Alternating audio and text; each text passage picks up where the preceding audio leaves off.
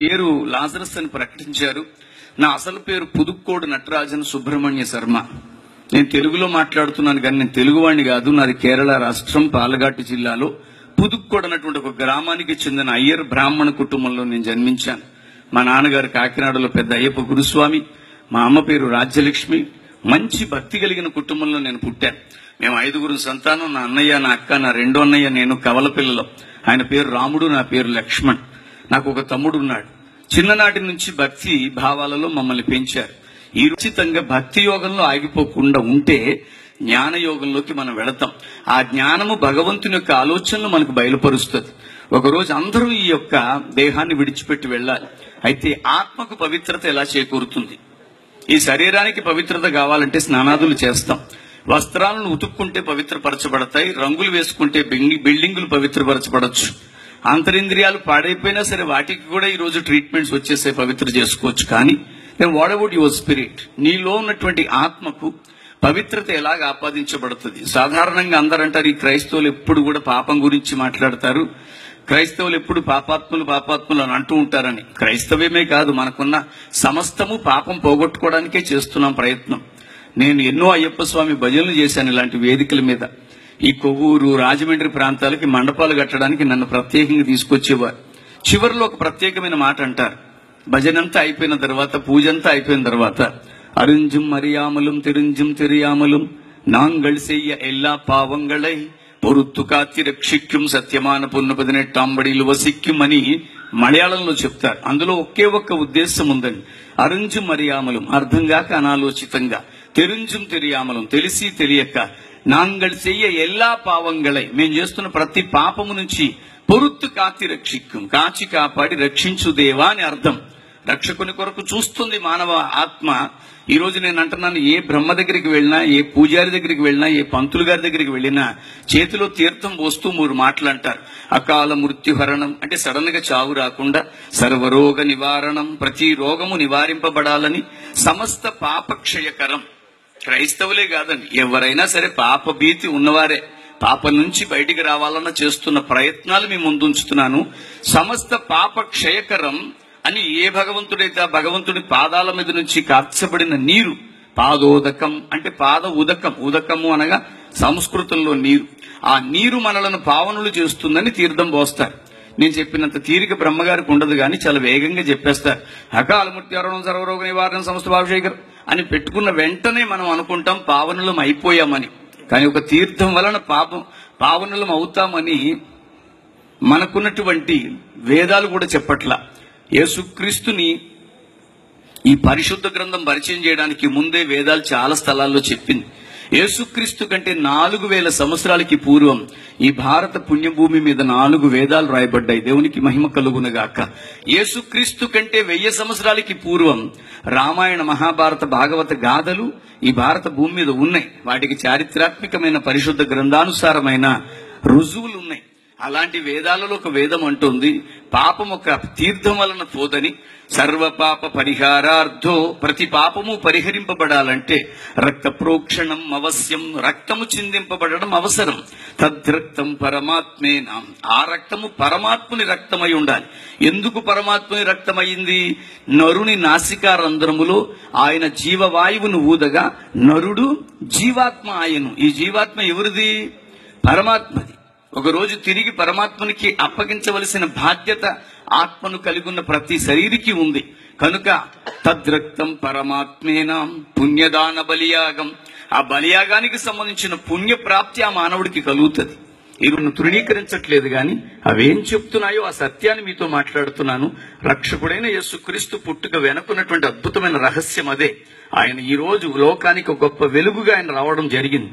నేను అరగుండు చేయించుకొని జంధ్యం వేసుకోవడం మాత్రమే కాదు ప్రియులారా, నేను ఖచ్చితంగా ఓం భూర్భవత్సువః తత్సత్వితుర్వరేణ్యం భర్గో దేవస్య ధీమహి ధియో యోన ప్రచోదయాత్. ఇది గాయత్రి మంత్రం 101 సార్లు చెబితే తప్ప మంచినీళ్లు తాగి అలవాటు లేని భక్తిలో పెంచబడ్డాను. విచిత్రం ఏంటంటే అది చదువుతున్నంత కాలం దాని అర్థం నాకు స్ఫురణకి రాలేదు, తెలియలేదు కూడా. ఈ పరమ పవిత్ర గ్రంథం నా జీవితంలోకి వచ్చిన తర్వాత దాని అర్థం తెలిసింది. ఈ భారతదేశంలో ఉన్న 3 దేవతల్లో ఒక్క పేరు ఉండదు. అందులో 2 విశిష్టమైన మాటలు అందులో ఉన్నాయి. అందులో మొట్టమొదటిది దేవస్య ధీమహి, ధీమహి, ఈ భూమి మీద ఉన్న అన్ని నామముల కంటేను పైనామముగా ఉన్నవాడా. అది ఎందులో ఉందో తెలుసా? నా బైబిల్లోనే ఉంది. లోకస్తులు ఈ రోజు చూస్తున్నటువంటి ఈ వెలుగుని అర్థం చేసుకోలేకపోతున్నారు. అందుకనే ధియోయోన ప్రచోదయాగతిలో చెప్పబడుతుంది, లోకస్తులు లోకేశులు తెగిన తుది అలోకంబగు ఆలోకములో పెంచీకటి ఆవల వెలుగుతున్న ఓ వెలుగా అని గజేంద్ర మోక్షంలో చెప్పబడిన ఆ వెలుగునే ఈ రాత్రి నేను యేసుక్రీస్తుగా ప్రకటిస్తున్నాను. దేవునికి స్తోత్రం కలుగునగాక.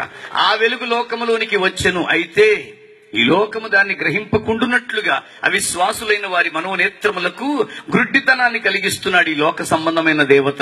నేను అంటున్నాను, ఇక్కడ దేవత అంటే ఎవరినో మీరు పోల్చుకోవద్దు.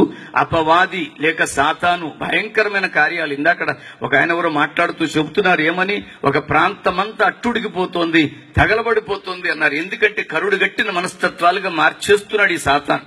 ఈ రోజు అర్థం కాకుండా చేయడానికి మనోనేత్రాలు మూసుకుపోతున్నాయి. మనోనేత్రాలు మూసుకున్నంతసేపు మహానుభావుడైన యేసు అర్థం కాడండి. అందుకని యేసు ప్రభుకి రకరకాల పేర్లు పెట్టుకుంటారు. నేను అంటున్నాను మీకు అర్థం అవడం కొరకు, 5 literally they were blind, they could not able to see anything. ఆ 5 కులం తక్కువ వాళ్ళకి దేవుడని, అమెరికా దేవుడని, ఆస్ట్రేలియా దేవుడని ఎన్నో పేర్లు పెడుతున్నారు. కానీ ఎవడు ఎన్ని పేర్లు పెట్టినా యేసు యేసే. దేవునికి స్తోత్రం కలుగునుగాక. ఇది ఎప్పుడు అర్థమవుతుంది? వాళ్ళు లిటరల్ గా they are not able to see. వాళ్ళకి కళ్ళు లేవు గనక వాళ్ళు గమనించలేకపోయారు. వాళ్ళ కళ్ళు లేవు గనక వారు కనిపెట్టలేకపోయారు. వాళ్ళు కళ్ళు లేవు గనక వారు ఏదైతే ఊహించుకుంటున్నారో అదే చెప్పారు. ఈ రోజు క్రీస్తుని గురించి కూడా చాలా మంది మనోనేత్రాలు మూసుకుపోవడం వల్ల ఇది మనకి సంబంధించినది కాదు అనుకుంటున్నారు. గాని ఈశపుత్రం చమాం విద్ది కుమారి గర్భ సంభవ, ఇది ఋగ్వేదం మాట్లాడుతుందండి. సామవేద తాండి ఆ బ్రాహ్మణం చెప్తుంది.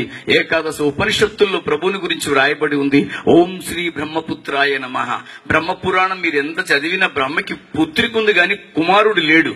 మరి ఎవరి కుమారుడు? ఓం శ్రీ బ్రహ్మపుత్రాయ నమః అనే మాటకు అర్థం ఏంటి? ఓం శ్రీ పంచగాయాయ నమః, ఓం శ్రీ కన్యసుతాయ నమః, ఓం శ్రీ విధిష్ఠరాయ నమః, ఓం శ్రీ అజముగాయ నమః. అజము అంటే గొర్రె అని అర్థం అండి. మనకున్నటువంటి సహస్ర నామావళిలో ఇవన్నీ ఉన్నాయి. వీటన్నిటిని బట్టి ఇవన్నీ ఎవరిని సూచిస్తున్నాయంటే, ఇదిగో లోక పాపములను మోసుకొని పోవు దేవుని గొర్రెపిల్లగా అవతరించిన ప్రభువుని గురించే. దేవునికి స్తోత్రం కలుగునగాక. కనుక ఆ ప్రభువుని విజ్ఞానముతో లేక జ్ఞానముతో అర్థం చేసుకోవడానికి ప్రయత్నం చేస్తే పాపాన్ని నుంచి మనల్ని కాపాడడానికి పుట్టాడే తప్ప మత స్థాపకుడిగా ఆయన పుట్టలేదు. ఆ మాటలు ముగించే ప్రయత్నం చేస్తున్నాను. యేసుక్రీస్తు కంటే 563 సంవత్సరాలకి పూర్వం ఒక మహానుభావుడు జన్మించాడు.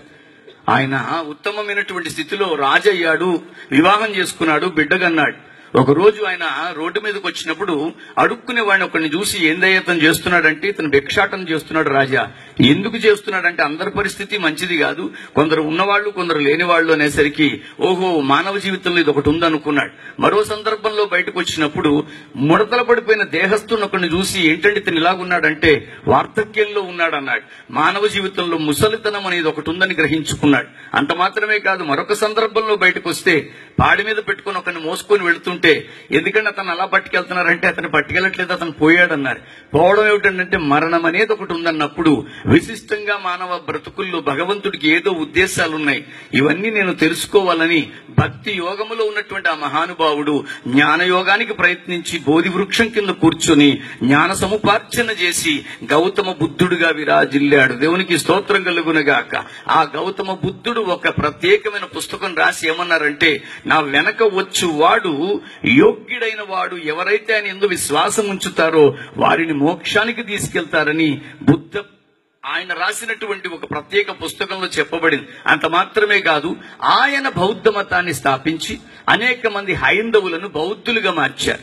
ఆయన వెనకాల వచ్చిన మహాముని జైను గారు జైను మతాన్ని స్థాపించి అనేక మంది హైందవులను జైనులుగా మార్చారు. ఆయన వెనకాల వచ్చిన గురునానక్ గారు సిక్కు మతాన్ని స్థాపించి అనేక మంది హైందవ భక్తులను సిక్కులుగా మార్చారు. నా యేసు ప్రభు ఏ మతం స్థాపించలేదు, ఏ హైందవుణ్ణి క్రైస్తవుడిగా జైలా. ఆయన మార్చడానికి రాల, మనం మారాలి క్రైస్తవులుగా. దేవునికి స్తోత్రం కలుగునుగాక. ఈనవడి ఆయన అలాంటి కార్యమే చేయలేదు, ఆ కార్యం చేయడానికి ఆయన రాలేదు. ఈ రోజు యేసుక్రీస్తుని అలాంటి ఒక పాజిటివ్ ఐజ్ తో, లేకపోతే నీకున్న జ్ఞాననేత్రంతో కనిపెడితే ప్రభు దొరుకుతాడు. కృపనివ్వడానికి వచ్చాడే తప్ప మతం మార్చడానికి రాలేదు. ఈ క్రిస్మస్ సందర్భంలో నేను మరొక మాట చెప్తున్నాను. నేను అన్నవరం దేవస్థానంలో అర్చకత్వంలో నిలబడిన అనుభవం నాకుంది. ఇంద్రగంటి గోపాలకృష్ణ గారని ప్రధాన అర్చకులుగా పనిచేసి రిటైర్మెంట్ తీసుకున్నారు. వారి కుమారులు ఎప్పటికీ ఇంద్రగంటి బెనర్జీ గారని ఒక ఆయన అర్చకత్వంలోనే ఉన్నారు. నేను అక్కడికి వెళ్ళినప్పుడు అందరి చేత పుష్పాలు పట్టించి ఒక మాట చెబుతాం, యాని కానిచ పాపాని, by any means we are under sin, యాని కానిచ పాపాని జన్మాంతరకృతాని చ తాని తాని ప్రదక్షంతి పదే పదే, పాపోహం పాపకర్మాణం పాపాత్మ పాప సంభవ. మన పుట్టుకే సంభవం, పాపంతోనే పుట్టింది. మన ఆత్మే పాపం, పాపాత్మ పాపకర్మ, ఇవన్నీ పాపాన్ని గురించే చెబుతున్నాయి.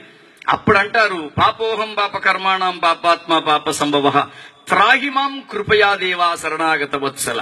కృపను అనుగ్రహించువాడా నిన్ను మేము శరణు వేడుతున్నాము అని అర్థం. ఎవరు చెప్పినా దీనికి ఇదే భావం చెప్పాలి.